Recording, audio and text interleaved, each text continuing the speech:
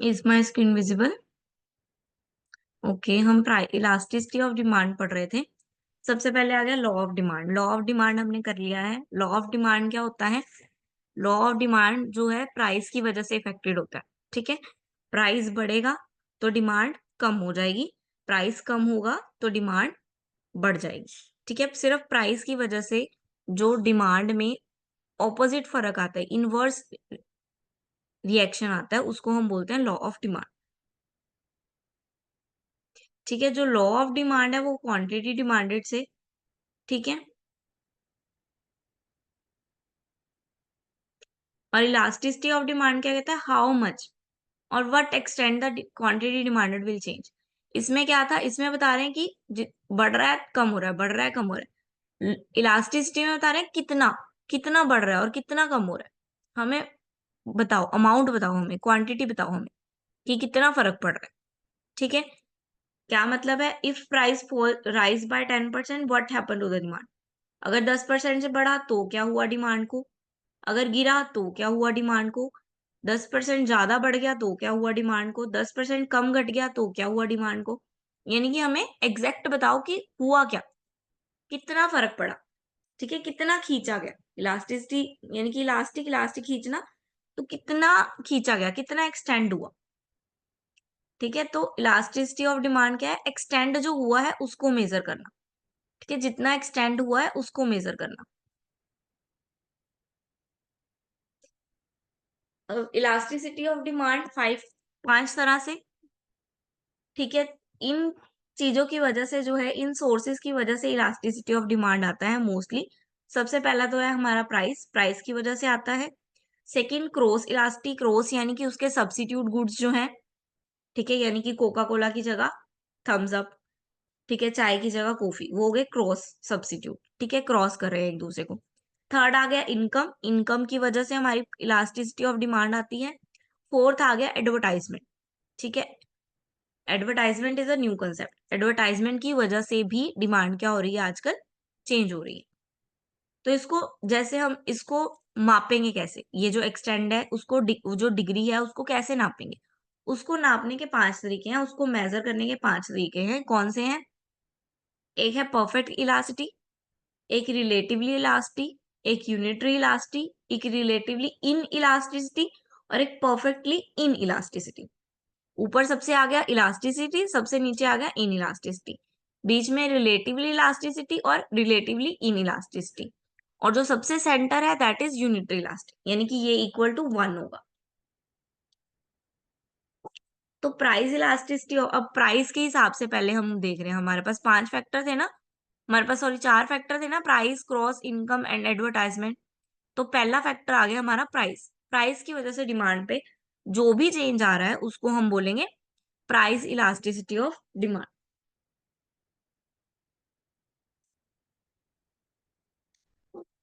ठीक है, वो क्या बोल रहे हैं? इन दोनों की रेशो में फर्क हो सकता है। ऐसा हो सकता है कि प्राइस सिर्फ 2 रुपए से कम हुआ हो, लेकिन क्वांटिटी हमारी 4 रुपए से बढ़ गई हो। ठीक है, यानी कि दोनों की जो इलास्टिसिटी है या जो दोनों का जो रिलेशन है उसमें चेंजेस हो सकते हैं। ठीक है, तो दोनों का जो चेंज है उसको जब हम डिवाइड करेंगे तो हमारी क्या निकल के आएगी? इलास्टिसिटी निकल के आएगी। दिया हुआ है, कैसे लिखते हैं इसको? Change in quantity demanded divide by change in price. ठीक है,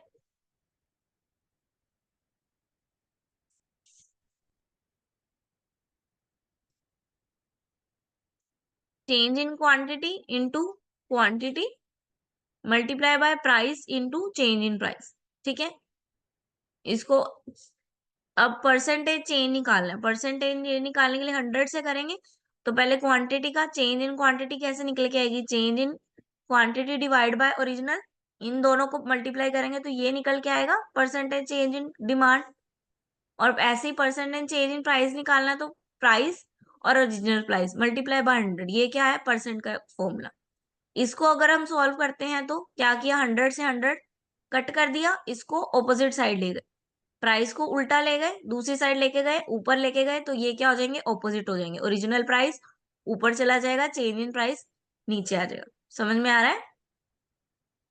तो क्या बन गया? Quantity quantity original multiply by, ये वाला ऊपर चला गया ना, मल्टीप्लाई हुआ है, डिवाइड था ये, मल्टीप्लाई हो गया तो ऑपोजिट हो जाता है, तो ऑपोजिट हो गया, ओरिजिनल ऊपर चला गया, चेंज इन प्राइस नीचे आ गया। अब इसको फॉर्मूले में कैसे लिखते हैं? चेंज के लिए हम लगाते हैं ये वाला साइन, तो चेंज इन क्वांटिटी ऐसे लिखेंगे, ओरिजिनल क्वांटिटी को अकेला क्यू लिखेंगे, ओरिजिनल प्राइस को पी लिखेंगे, और चेंज इन प्राइस को ये वाला साइन लगा के पी लिखेंगे।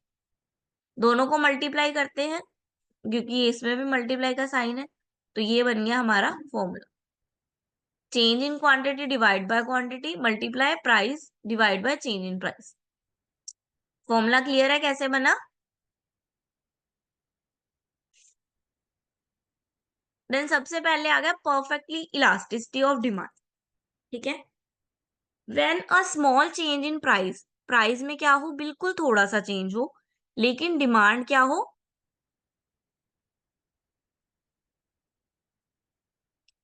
पर डिमांड में क्या हो? चेंज जो हो वो मेजर हो, मेजर यानी कि ज्यादा हो, ठीक है, ज्यादा ही हो जाए, अनकाउंटेबल चेंज हो जाए, तो उसको हम बोलेंगे परफेक्टली इलास्टिसिटी। इलास्टिसिटी मतलब जितना ज्यादा खींचा जाता है उसको हम बोलते हैं ना कि परफेक्ट इलास्टिक है। जो इलास्टिक सबसे ज्यादा खींचा जाता है उसको हम बोलते हैं परफेक्ट है ये इलास्टिक, है ना, बढ़िया इलास्टिक है। तो इसी तरह परफेक्ट इलास्टिसिटी कौन सी होगी? जो मेजर चेंज लेके आए, यानी कि जो बड़ा सारा चेंज लेके आए, जो ज्यादा खींचा जाए, उसी को हम परफेक्ट मानेंगे। तो परफेक्ट इलास्टिसिटी क्या हुआ? जिससे मेजर चेंज आए, जो अनकाउंटेबल हो। तो परफेक्ट इलास्टिसिटी का साइन क्या होगा? इन्फिनिटी, कि इन्फिनिटी है, परफेक्टली है ये इलास्टिक, इतना ज्यादा है कि इन्फिनिटी है, अनकाउंटेबल है।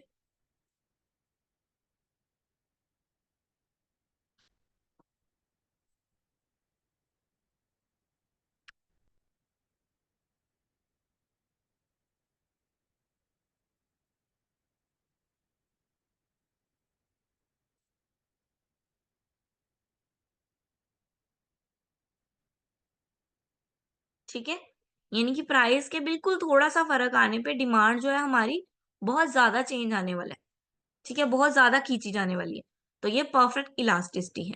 अब परफेक्ट इन इलास्टिसिटी यानी कि प्राइस के बढ़ने या कम होने से डिमांड पे कोई भी असर पड़ ही नहीं रहा है, डिमांड वहीं की वहीं खड़ी है, यानी कि इलास्टिक हिल ही नहीं रहा है, इलास्टिक खींचा ही नहीं जा रहा है, वहीं का वहीं खड़ा है, तो वो क्या होगा? वो इन इलास्टिक है, बेकार इलास्टिक है, तो उसको हम इन इलास्टिक बोलेंगे।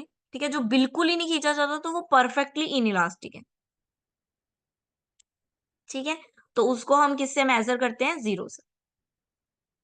समझ में आ रहा है? मैं आपको एक इलास्टिक के एग्जांपल के साथ समझा रही हूँ, क्लियर हो रहा है?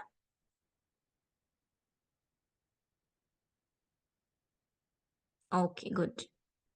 देन यूनिटरी इलास्टिक यानी कि सेम चेंज, जितना प्राइस में चेंज उतना ही डिमांड में चेंज। ये देखो एग्जांपल में दिख भी रहा है, प्राइस में इतना चेंज आया और डिमांड का चेंज भी क्या है?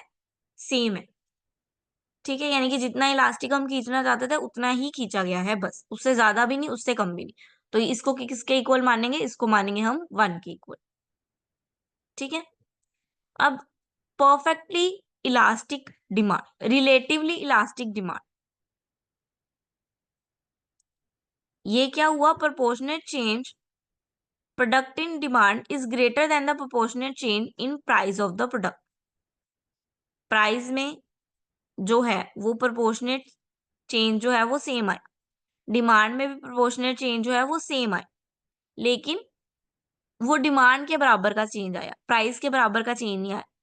प्राइस में 5% हो रहा है, डिमांड में 10% हो रहा है, वो सेम गैप पे रहा है, सेम गैप से रहा है ना, तो उसको सेम गैप यानी कि रिलेटिव, रिलेटिव है दोनों।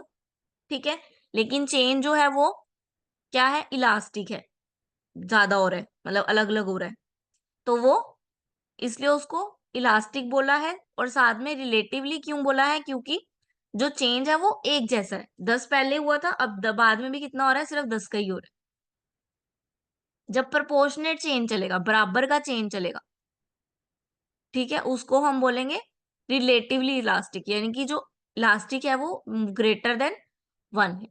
इन इलास्टिक क्या होगा? कि जो चेंज है वो बिल्कुल भी मैच ही नहीं कर रहा है एक दूसरे से। 10 और ये 5, ये देखो, ये जो चेंज आएगा इसमें वो 5 या कुछ 2 या कुछ भी अलग सा आएगा, इसके कोई भी मैचिंग में नहीं है, तो उसको हम बोलेंगे क्या है, ठीक है। यानी कि डिमांड का चेंज अगर प्राइस के चेंज से कम आ रहा है तो वो इनइलास्टिक है, और अगर डिमांड का चेंज प्राइस के चेंज से ज्यादा आ रहा है, ये डिमांड प्राइस का चेंज 5 है, डिमांड का 10 है, डिमांड का चेंज प्राइस के चेंज से ज्यादा आ रहा है तो वो इलास्टिक है रिलेटिवली, मतलब ग्रेटर देन 1 है। और अगर प्राइस का चेंज ज्यादा आ रहा है, डिमांड का कम आ रहा है, तो वो इनइलास्टिक है, ठीक है, यानी कि वो लेस देन 1 है। डिमांड का चेंज ज्यादा आएगा तो वो ग्रेटर देन 1 है, और डिमांड का चेंज कम आएगा तो वो लेस देन 1। ठीक है, ये हमने पांचों क्लियर कर लिए हैं। ये पांचों की वो पॉइंट्स दिए हुए हैं जो हमने यहाँ पे ये बनाए हैं, ये वो उन्होंने अलग से दिखा दिए हैं।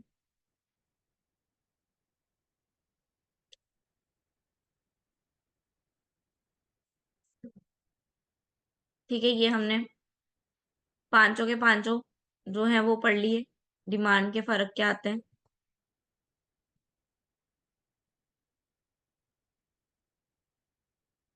देन मेथड्स आ गए।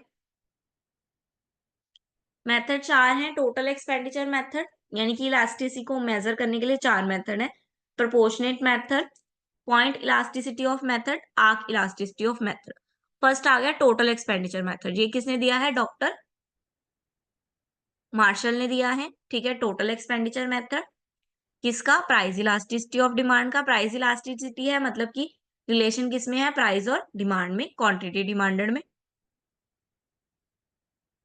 तो ये इसमें क्या बोल रहा है, elastic can be measure by considering the change in price and the subsequent change in the total quantity of good purchase और the total amount of money spend. ठीक है, वो कह रहा है कि ये कैसे निकाला जा सकता है, टोटल एक्सपेंडिचर मेथड में वो कह रहा है कि अगर हमने इलास्टिसिटी निकालनी है तो हम इसको निकालने के लिए क्या यूज करते हैं, जितनी मनी हमने स्पेंड की उसको यूज कर सकते हैं। जब हम उसको यूज करेंगे तो हमें पता चल जाएगा कि हमारा क्या है, डिमांड कितनी रही है। ठीक है, क्वांटिटी डिमांडेड की जगह हम क्या यूज कर सकते हैं, अपनी मनी जो हमने स्पेंड की है। ठीक है, यानी कि टोटल एक्सपेंडिचर हम अगर लेके चलते हैं तो हम अपनी इलास्टिसिटी ऑफ डिमांड जो है मेजर कर सकते हैं।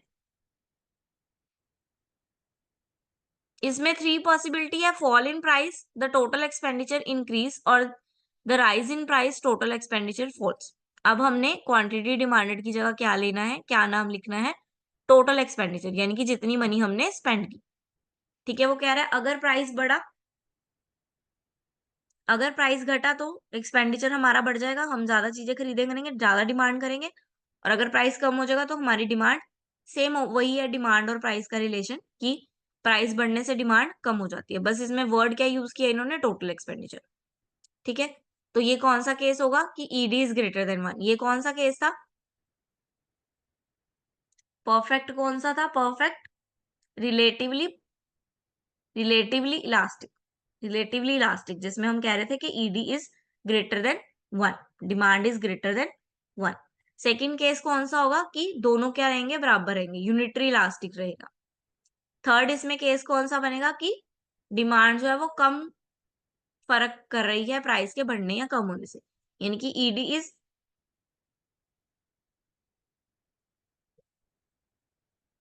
Less than 1। इसमें ये 3 केस रहेंगे, यूनिटरी वाला, सॉरी, ना तो इसमें जीरो वाला केस आएगा और ना ही इसको इन्फिनिटी वाला केस आएगा।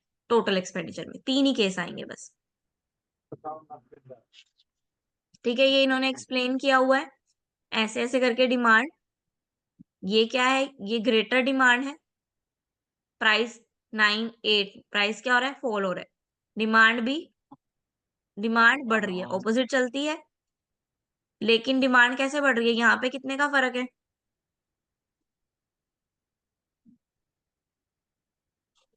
60 का, और उसके बाद कितने का फर्क है, 40 का। यहाँ पे कितने का फर्क है, सिर्फ 1 का। तो सिर्फ एक प्राइस कम होने से डिमांड हमारी ज्यादा कम हुई है ना, ज्यादा बड़ी है, तो इसको क्या बोलेंगे, ग्रेटर देन 1। फिर ये देखो 300 नो चेंज, तो इसको इक्वल टू 1। देन ये जो है, ये चेंज जो है वो प्राइस ज्यादा कम हुआ है और डिमांड हमारी जो है वो एकदम मतलब प्राइस कम हो रहा है लेकिन डिमांड हमारी ज्यादा गिर रही है, तो वो लेस देन 1 हो गया।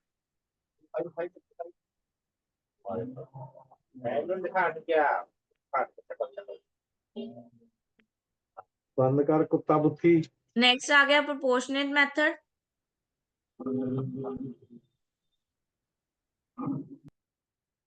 नेक्स्ट आ गया प्रोपोर्शनेट मेथड। ये मेथड में ये भी डॉक्टर मार्शल ने दिया है। इसके अकॉर्डिंग क्या होगा, प्राइस जो होगा किसके प्रोपोर्शनेट, यानी कि क्वांटिटी डिमांड के जितना जितना रेशो में चेंज हो रहा है उतना उतना चेंज हो रहा है बस। ठीक है, लाइक रेशो लगा देना। रेशो मेथड जो हम पढ़ते हैं, अलग अलग रेशोज पढ़ी थी ना मैं अकाउंट्स में, वो सारी रेशोज। ठीक है, परसेंटेज मेथड भी इसमें आ जाएगा, कितने परसेंट चेंज हो रहा है, वो सारा प्रोपोर्शनेट में आ जाएगा। ठीक है, यही जो फॉर्मूला हमने किया था दैट इज प्रोपोर्शनेट मेथड, जो मोस्टली यूज होता है, सबसे यूजेबल मेथड है प्रोपोर्शनेट मेथड।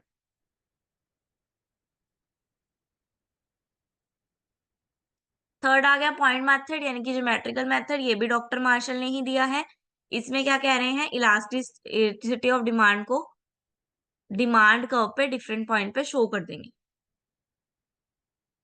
ठीक है, ये कैसे होगा, lower segment of the demand curve divide by upper segment of the demand curve, यानी कि 0 को इन्फिनिटी से डिवाइड करना है,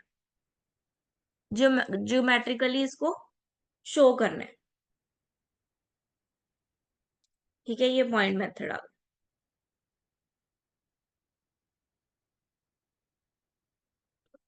ठीक है, एट पॉइंट क्यू पे दिखा रहे हैं ED is equal to 1। At point A पे क्या दिखा रहे हैं,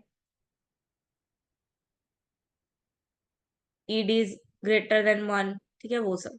देन आर्क मेथड क्या है, elasticity at a point of demand curve. ये भी पॉइंट डिमांड कर्व के पॉइंट ऑफ व्यू से है। ठीक है, यानी कि कर्व के पॉइंट ऑफ व्यू से है।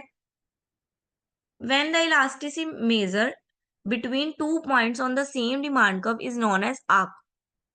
ठीक है, दो डिमांड कर्व के बीच में ये क्या है, आर्क। जोन सी आर्क बन रही है, जो डिमांड कर्व में दो सेगमेंट्स के बीच में जो भी डिफरेंस आ रहा है उसको हम कौन सा मेथड बोलेंगे, आर्क मेथड। ठीक है, ये जो है ये रेंज है कि ये यहां से यहां तक ही जाएगी बस। तो इस रेंज को जब हम बताएंगे दैट इज आर्क मेथड।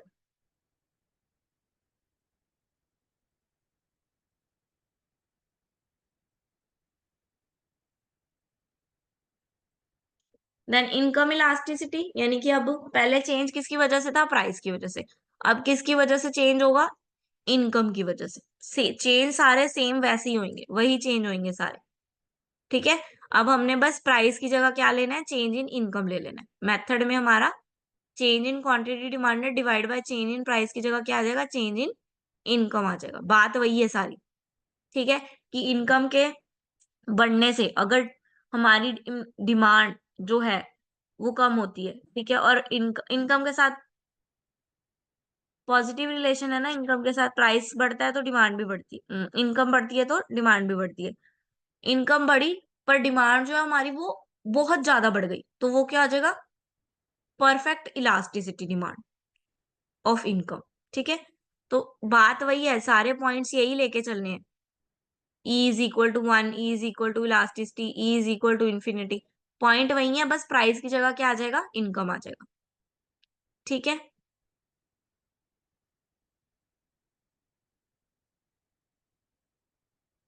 ठीक है, इनमें इलास्टिसिटी ऑफ डिमांड तीन तरह से होगा, जीरो जिसको पॉजिटिव इलास्टिसिटी ऑफ डिमांड बोलेंगे,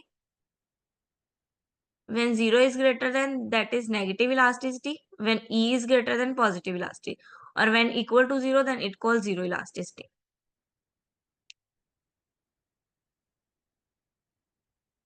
ग्रेटर देन 0 का मतलब है कि वो ग्रेटर देन 1 भी हो सकता है, इक्वल टू 1 भी हो सकता है और लेस देन 1 भी हो सकता है। 0 से बड़ा है लेकिन इन तीनों से 1 से क्या है, ऊपर ही होगा, तो 1 से ऊपर भी हो सकता है, 1 से नीचे भी हो सकता है और 1 भी हो सकता है।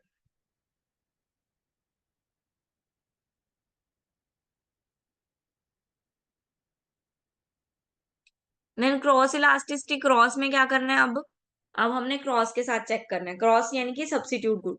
अब सब्स्टिट्यूट गुड्स के साथ जो उनका रिलेशन है वो शो करेंगे, यानी कि change in quantity demanded divide by change in price of x. X यानी कि अनदर गुड, वाई यानी कि वो जो गुड है हमारे वाला, जो हम कंज्यूम कर रहे हैं वो वाई, जो अब तक चल रहा था क्वांटिटी डिमांड वो वाई, और जो हमने नए प्रोडक्ट के साथ उसको क्या किया है, मैच किया है, दैट इज एक्स। ठीक है,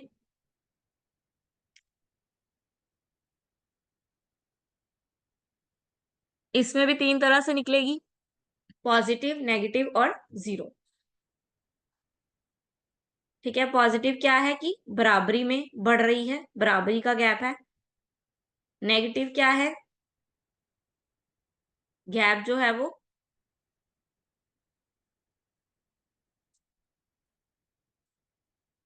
प्राइस एक का बढ़ा लेकिन डिमांड दूसरी की कम हो गई है, तो वो नेगेटिव में चला गया। ठीक है, क्रॉस इलास्टिसिटी यानी कि कोई फर्क नहीं पड़ रहा किसी की डिमांड से किसी के गुड को। देन एडवर्टाइजमेंट आ गई, तो इसमें क्या लिखेंगे, change in quantity demanded, change in advertisement. ठीक है, change in spend in advertisement, जिसको रिप्रेजेंट करेंगे हम ए से। इसमें पांचों जो हमने पढ़ी थी, up down, more than, less than, equal to one, पांचों की पांचों डिमांड जो है इफेक्ट करती है इसे।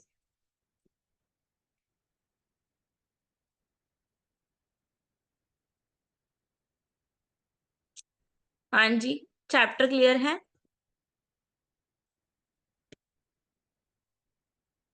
Price elasticity of demand clear है, पूरा चैप्टर समझ में आ गया।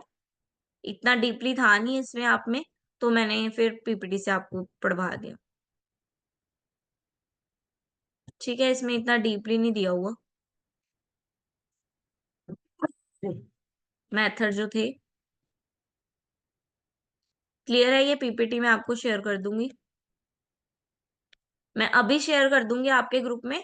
आप इसको अलग से स्टार में या अपने आप सेव कर लेना जहां पे भी आपको करनी है। ठीक है, कल हम पढ़ेंगे इंडस्ट्री एंड मार्केट स्ट्रक्चर।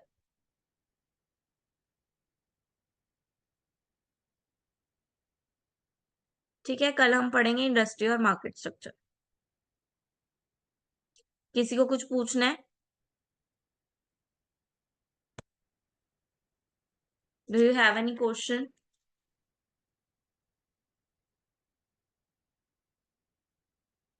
जो पढ़ा वो समझ में आया?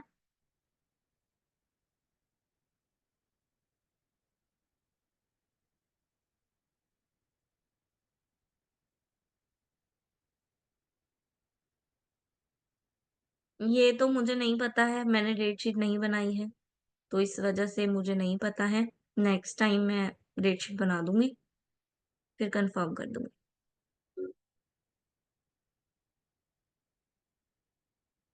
ओके, 20 को बिजनेस इन्वायरमेंट का एग्जाम है।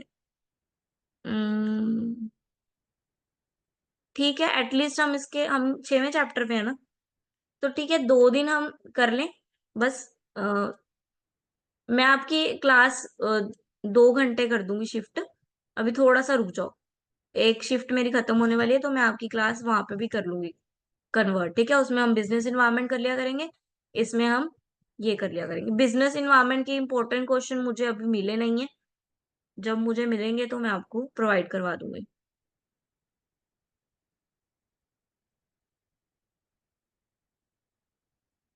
स्नेहा तो आप मुझे फॉरवर्ड कर दो ताकि मैं आगे भेज सकूं,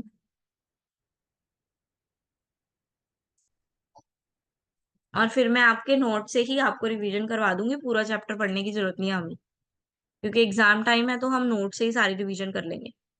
नोट इज सफिशिएंट। तो आप मेरे को शेयर कर दो नोट्स आज, ठीक है। देन फिर मैं अपना शेड्यूल थोड़ा कर लेती हूँ ठीक, फिर मैं आपको बताती हूँ कि आपकी 2 क्लासें रहेंगी, एक क्लास रहेगी, जैसे भी होगा। इकोनॉमिक्स के नोट्स कहाँ हैं?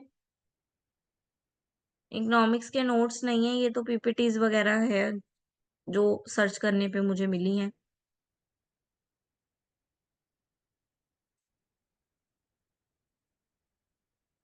कोई बात नहीं, इकोनॉमिक्स के नोट्स भी मुझे मिलते हैं तो मैं आपको प्रोवाइड करवाती हूँ, ठीक है। रोशनी आप बोल सकते हो, don't take my word seriously, exam वाली बात को सीरियस नहीं लेना है, मैं मज़ाक कर रही थी। आप भी बोल सकते हो।